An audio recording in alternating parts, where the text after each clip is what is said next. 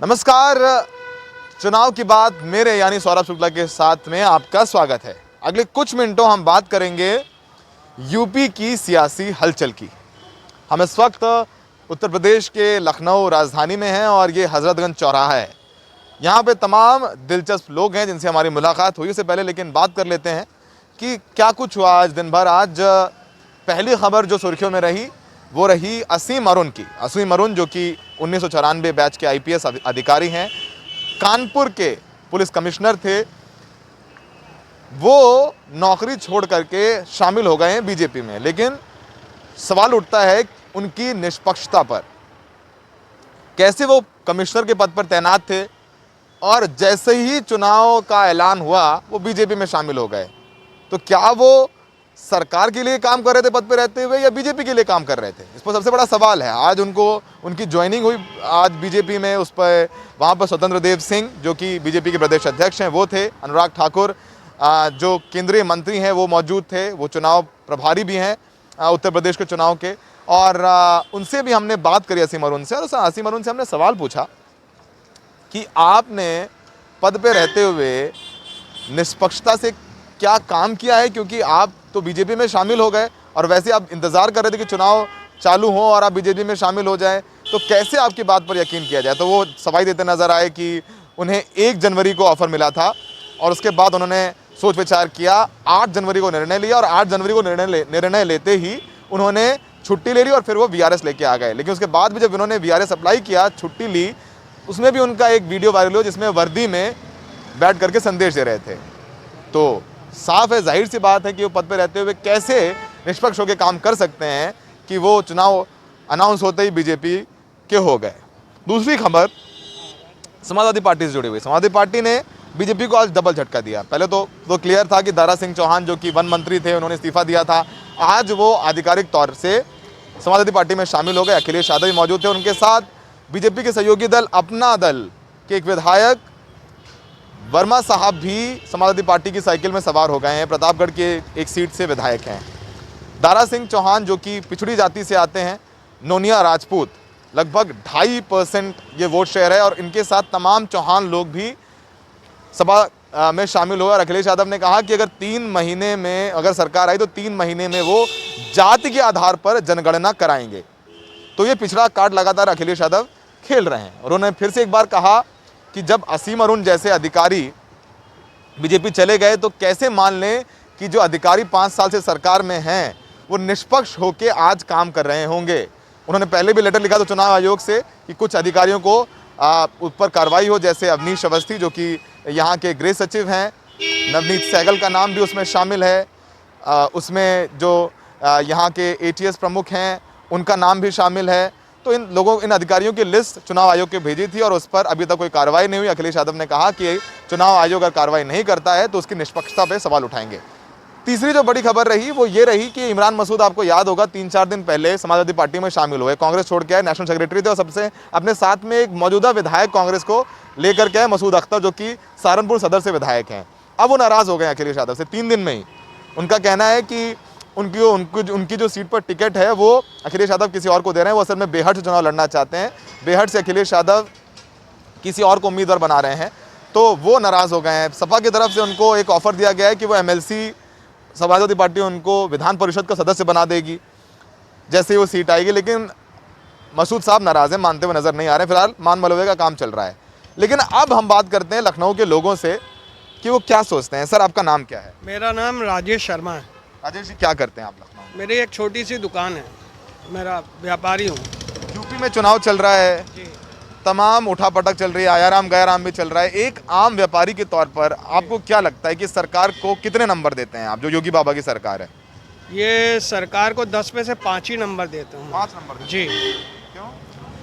क्योंकि इन्होंने काम कुछ किए हैं मगर महंगाई पे, भ्रष्टाचार पे जो ये कहते हैं रोक नहीं लगा पाए हैं।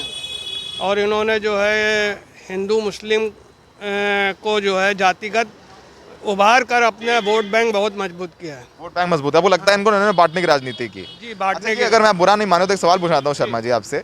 आपने ये क्या पिछली बार बीजेपी को वोट किया था? आपने बीजेपी को भरोसा जताया था पिछली बार? जी, पिछली बार तो मैंने बीजेपी को ही वोट दिया था।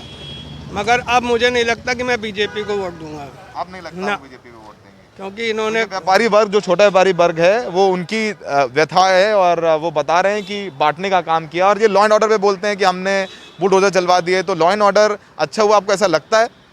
देखिए, इन्होंने अपनी जो है अपनी तरफ से जो इनके खिलाफ लोग थे उन्हीं के ऊपर बुलडोजर चलाया है, और जो इनके साथ वाले तो उन पर कार्रवाई नहीं, की। उनके अपने पार्टी के, हाँ। एक बहुत बड़े बाहुबली धनंजय सिंह क्रिकेट खेलते हुए नजर आए थे। जी जी जी, मगर ये ऐसा है कि अपने लोगों को बचाते हुए दूसरे लोगों पे बुलडोजर चला रहे हैं, और ये कहते हैं कि हमने जो है बहुत भ्रष्टाचार और अपराध पे जो है बहुत कानून पे बहुत लागू किया है, वो सब कुछ नहीं है। अब योगी सरकार को सोचना चाहिए कि अब शर्मा जी 80 में आते हैं या 20 में आते हैं। शर्मा जी बहुत बहुत शुक्रिया, और लोगों से बात करते हैं। आप इधर आइए, इधर आइए, इधर पहले नहीं देते। देखो ये इनकी देखिए बढ़िया जैकेट है, इसमें इनकी जैसे मूंछों पे ताव दे रहे, इनकी मूछें भी। आपका नाम क्या है? यश यादव। यश, क्या लगता है आपको? बढ़िया ये स्वेटशर्ट पहनी हुई है, मूछों पे ताव दे रहे हैं, मास्क क्यों नहीं लगाते आप? पहले तो बताइए। जी मास्क यही है अपना। यही लगाइए। फिर क्या लगता है, इलेक्शन में आप वोट देते हैं? 18 साल के तो ऊपर के ही हैं। क्या मुद्दे हैं आपके, क्या लग रहा है? बिल्कुल महंगाई सबसे पहला मुद्दा तो है। हम खुद ही एक किसान के बेटे हैं। महंगाई सबसे बड़ा मुद्दा है। उसके बाद दूसरा मुद्दा, किसानों की आय दोगुनी करने का वादा किया था सरकार ने, जो कि बिल्कुल भी पूरा नहीं हुआ।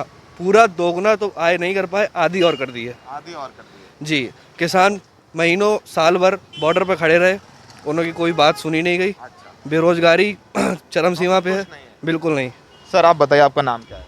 मेरा नाम टीपू खान है। टीपू खान साहब, ये बताइए, योगी जी कह रहे हैं कि बुलडोजर चला दिया, माफिया पर कंट्रोल है, कानून व्यवस्था ठीक हो गया। देखिए, कंट्रोल कुछ नहीं है। समाजवादी सरकार में प्रेस वालों पे कोई दबाव नहीं था, सारी चीज़ें खुल के सामने आती थी। इस समय उससे ज़्यादा गुंडाई हो रही है। कोई दिखाए तब तो, अच्छा, कोई दिखाएगा तब ना पता चलेगा कितना गुंडाई हो रहा है। इस समय उससे पहले ज़्यादा गुंडाई है, लेकिन दिखाया नहीं जा रहा है, क्योंकि मीडिया सब उन्हीं लोग की है। एनडीटीवी देखते हैं आप? एनडीटीवी के तो हम लोग फैन आदमी हैं। एनडीए टीवी देखते हैं और कुछ नहीं देखते हैं।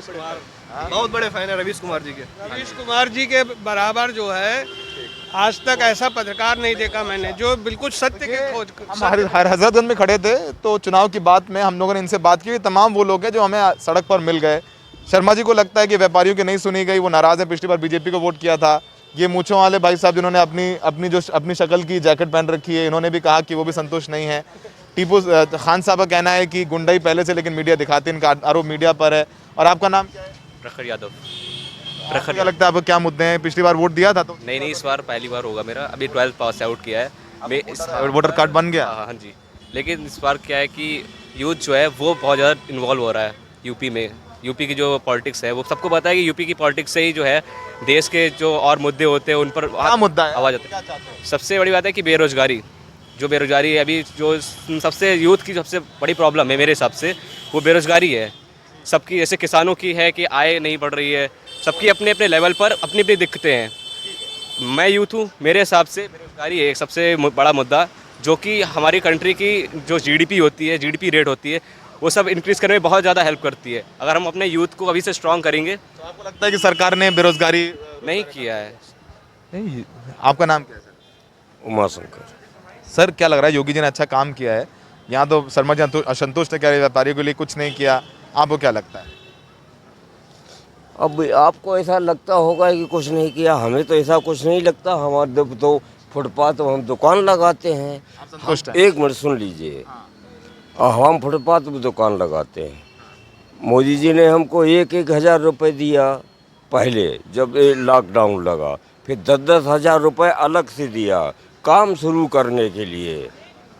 मतलब इतने निम्न स्तर तक लोगों की, और अनाज का आजकल गांव में चले जाइए आप तो वापस भी तो ले रहे हैं। वो 10,000 दिए हैं तो वो आपसे किस्त वाइज वापस भी तो ले रहे हैं। फ्री में थोड़ी दे रहे हैं, वो आपको लोन दे रहे हैं। वो तो लोन ही दिया। किसी ने दिया आज तक? किसी ने दिया आज तक? अखिलेश यादव हर महीना 500 नहीं देते थे? 12-25 1 रुपया कभी। योगी जी भी हर साल में 6,000 दे रहे, तो क्या डिफरेंस है? 5 सालों में युवाओं को क्या दिया, बच्चों को क्या दिया? योगी सरकार ने भी कहा था कि लैपटॉप देंगे। अभी इतना करिए, युवाओं को देने के बाद ना करिए। देखिए, सुनिए, अच्छा ठीक है, देखिए इसे चलता रहेगा। ये देखिए, सर ने बताया कि काफ़ी कुछ मिला है। सर को लगता है इन्होंने कुछ नहीं किया, युवाओं को लगता है रोजगार नहीं मिला, व्यापारी नाराज है, लेकिन तमाम वो लोग भी हैं जिनको लगता है योगी सरकार ने अच्छा काम किया, मोदी सरकार ने अच्छा काम कर दिया।